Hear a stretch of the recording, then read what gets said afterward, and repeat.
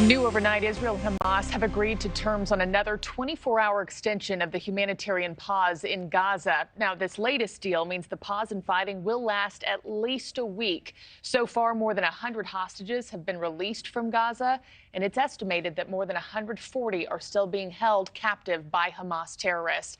Let's bring back into the program IDF spokesperson Lieutenant Colonel Peter Lerner for more. Colonel, as always, thank you again for joining the show. The ceasefire once again has been extended. This came just, in the last few minutes before it was set to expire. Wondering if you could offer us some insight into that decision making to continue the pause in fighting.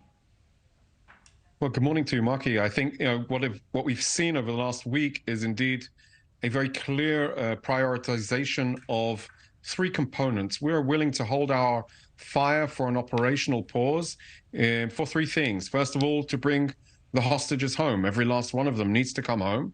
They need to be brought home safe and sound.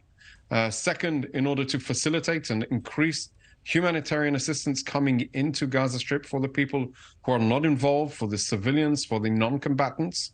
And third, for us to, as the IDF, to prepare for the next stage of the battle, of the war against Hamas, in order to alleviate and relieve us from the threat of Hamas's terrorist activity. So the priority today of bringing back hostages, as many as possible, is what is taking front and center, which is the most important thing at this time. Yeah, we know the IDF and the Israeli government has made it clear that once all of these hostages are returned, you will be returning to your original mission of wiping Hamas off the map. Now, as you know, there's been some criticism toward temporarily stopping the fighting, claiming that putting the war on hold has given Hamas a chance to regroup and re-strategize with their allies. In the IDF's eyes, what do you say to those critics? And is that just part of the chance that's taken in an effort to get hostages back home safely? So we need to balance up the components of our war effort. And indeed, we feel and continue to feel that there is no looming threat to our operational activities or the strategic goal of removing Hamas from governing the Gaza Strip as a terrorist entity. But there is a continuous threat, and we're seeing how some of the hostages are coming home in clear distress, poor health situation, obviously a poor mental health situation. So what we feel at this time is that it is okay from our perspective, even if it does mean that the enemy will be regrouping. There are no huge feat for us, but the challenge of bringing people back safe and sound is a huge challenge that gets harder every day that goes by. We are seeing some of the images of our civilians coming home. We are seeing the stress. We are seeing the health conditions. We are seeing the mental health situation of these people. Our hearts are breaking every day as we're watching the television, but we are determined to bring them back home. And that is why it is okay for us to hold our positions, to pause, to have an operational pause in order to achieve the second goal.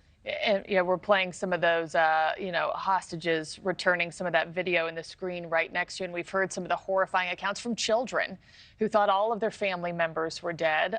They were denied quick bathroom access, medical care, sufficient food. It's just unfathomable. My last question to you, Colonel, because I know you got, other places to be. You're in high demand.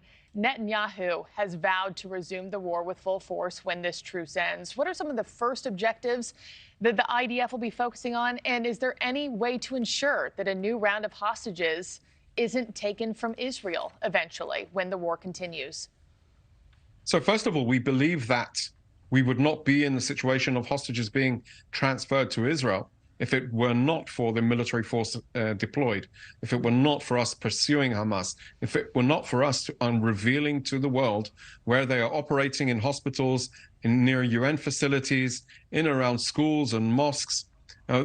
We understand that it was a result of, I would say only a result of our utilization of military force. So if we pursue forward, if we move forward, and when we move forward at the instruction of the government, we expect to have a similar result. Of course, Hamas need to be pursued. They need to be hunted down, and we need to make sure that they never wield the power of government or the sword of death above our heads. That is what we intend on doing. That is the reality. And I would say all decent people need to understand that that is the only outcome of this war. Thank you for watching. Go to newsnationnow.com to find News Nation on your television provider. And don't forget to click the red subscribe button below to get more of News Nation's fact-driven, unbiased coverage.